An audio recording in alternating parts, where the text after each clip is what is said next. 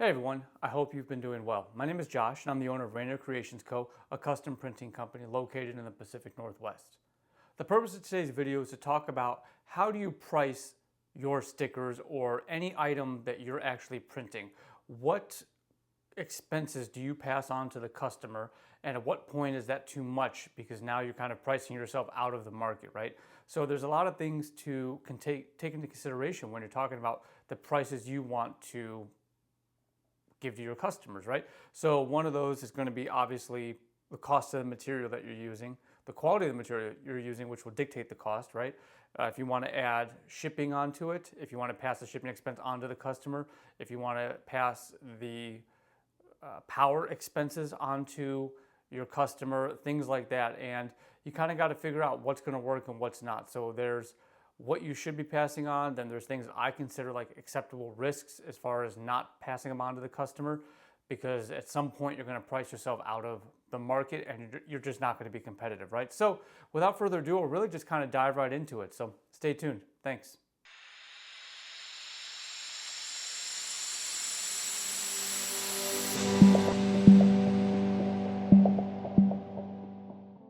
Like I was saying at the beginning of the video, there's a lot of things to take into consideration when you're trying to figure out what you should charge specifically for stickers. And it's a super common practice, super easy, especially when you're first getting started, to just go see what your competitors, your Sticker Mules, your Sticky App, whoever, it doesn't matter. Name one of the trillion sticker companies out there.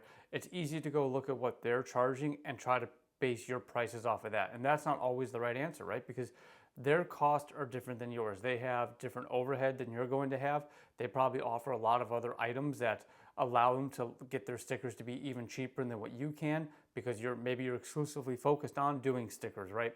And so you're not offering the banners, the yard signs, and things like that that can offset the cost of stickers and allow you to sell them for slightly cheaper. So there's a lot to take into consideration. And like I was mentioning earlier, do you want to charge for shipping? Do you want to pass the shipping cost on to the customer? If you offer free shipping, are you going to try to hide those shipping charges within your prices? Are you going to charge for the power that your printer, your laminator, and all these things consume? You need to figure out what you need to charge for your material and for your time and for your product. So what I'm going to walk you through today is a calculator, an Excel spreadsheet calculator that I have that kind of helps me decide what I want to charge customers and what I'm willing to say, you know what, I'm not going to charge them for that. I take the hit on that. So without further ado, we'll just dive right into the calculator and go from there. So on the calculator here, you see it's the job estimator, right? And I have a lot of details on here. I'll just walk you through this first, then we'll dive into it. So I have a lot of details on here. We have our job details talking about quantity, width, height in inches of items, what media I'm going to use. Finishing, are we using the roll cutter? Yes. Are we laminating? How much time, if you want to charge time? Are we laminating? If so, what kind of lamination? Extras, this is more specifically for like banners and things like that, if you're going to charge for grommets and all that good stuff, right? Shipping, if you're going to charge for shipping and your packaging, I have that here. Sorry, I passed over. Also have art. And so if you want to say, hey, I'm doing, let's just say 75 minutes of art, maybe that'll change your price, maybe not, right? But that's just something to take into consideration. So everything in yellow that you see here are things that I input. They're the input fields on this calculator. Everything in gray is the automatic calculations to kind of give you an idea of what you should be charging. So before we dive into this, let's talk about what feeds the Excel spreadsheet. So if I come down to the bottom, I have media here. So here's a whole bunch of different media. Some of this I use, some I just kind of threw in here specifically for the purpose of this video, but just to give you an idea. So for example, HP Prime Gloss, poster paper, banner material, 13 ounce, you name it, list goes on. So in the gray area here, I'm not going to fill anything out. That is strictly automatic calculation, but I will fill out the cost per roll that I'm paying for all of my material. And I have a reseller's permit, so I don't pay taxes on it, so I don't need to include that. But if you were, just do your total cost of that material. And then the width, all right, and the length. And then off to the side here, I have the supplier and the brand of the material. So again, this is just all kind of ideas of things that people use for what they're doing. So this is what feeds the calculator. I can go down to the bottom. I have my lamination right here. packaging, again, if I want to charge for packaging. And then any extras, this is where you can put the grommets, hem tape, things like that. If you're doing banners, that goes down in this area right here. Then we go over to cost. And all of this I just made up for the sake of the video, so don't think this is crazy or anything. But if you want to charge a setup fee per job, I have that. And I'm kind of debating on doing that because I have people reaching out to me wanting 100 stickers, but they want 7 different designs or whatever it may be, right? And I really can't do that. That's not how the business works. And if I do that, I have to charge a little bit of a setup fee or something because that's very time consuming to do that. Not only that, but I print on 60-inch wide material. And when you're talking 23-inch stickers, that's absolutely nothing. And that's going to waste a ton of material. Now granted, I can set it up a way that it doesn't, but still you have to take all that kind of into consideration. Profit, how much do you want to make? So just on here I have 400. You can put, I can put 200 on here, right? I can put, I don't know, let's go, we'll go back with, let's go with 300. How about that? So let's say we're going to make 300% profit. All right, spoilage. So I keep that at about 10% because, there's always something that comes up. Either if you waste a little bit of material, this helps cover it. Or, if you have large gaps in material because, that's just the way the design works and you're still wasting a lot. Again, that just covers it. It covers my mistakes, things like that. Things come up. So I keep that at about 10%. Shop rate. So I have it set to 5. It does say 20 will be your actual hourly shop rate. I tend not to charge shop rate too much unless, again, if it's just a crazy job, then I will, or if I'm working with a large retailer, then maybe I'll add the shop time into that. Okay, commission rate. Again, if you have art and you want to get your commission for it, you can add that into the sales tax. You can add, if the person gives you the address where they live, you can look up their tax code, their tax rates, and you can put that into here to give your customer a more accurate idea of what it's going to cost. Again, art rate, not really worried about that. Spacing, this is up to you, and this will change depending how much space you have in between each image that you're printing. You're going to want to kind of calculate that. Ink, this kind of tells you how much it is per square foot, and that's just a calculation I have. I looked at the ink I buy, how much it costs, and then I did a little formula to try to figure that out. Cutter, if I want to charge for the cutter, and this is really just kind of for power use, that's really all that is. Manual cuts, I don't charge for manual cuts. Wholesale discount, this is the pricing for wholesale. This is what I use on Fair and all of that good stuff for large orders. That's what I'm charging for wholesale. Lamination markup. If you want to add more for the lamination, which is absolutely appropriate, right? Because sometimes you don't want to laminate a sticker because somebody's looking for the most dirt cheap alternative. And sometimes that's without lamination. So if you're going to laminate, you want to mark that up a little bit to account for the material that you're using. Installation, I don't do anything. Minimum job costs, I'm not overly concerned about that. Credit card fees, I keep at 4%. And that's just kind of some of the stuff that feeds the algorithm in this calculator. So with that being said, we'll go back over to pricing. So, we said 300% was what we were going to charge, right?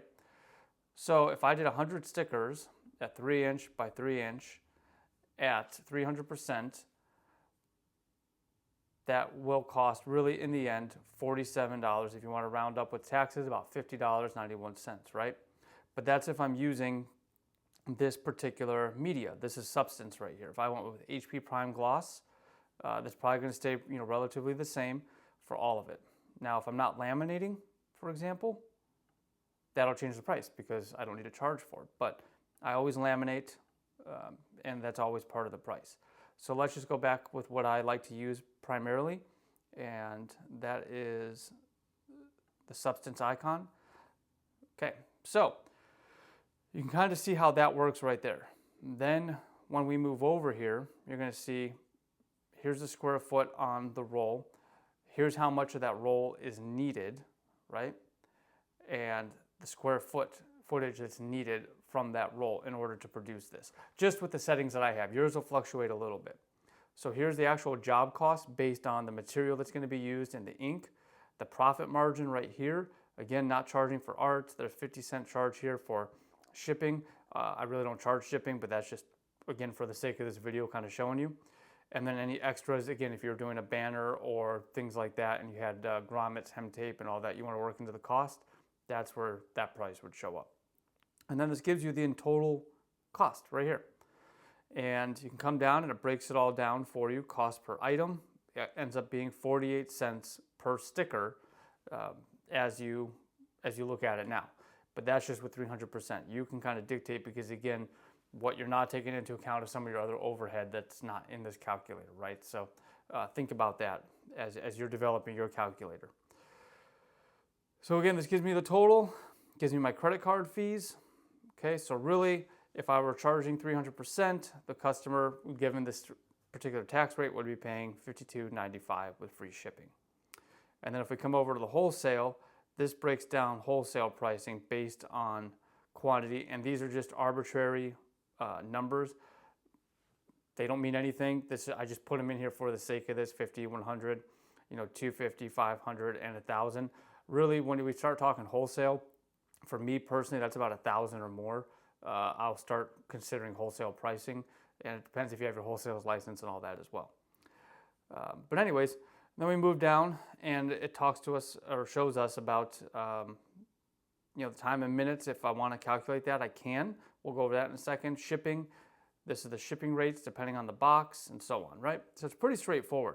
So labor, let's say if you're just getting started and you don't have, it's going to take you a while because you have the roll-in and it takes forever to print and you want to count that as labor.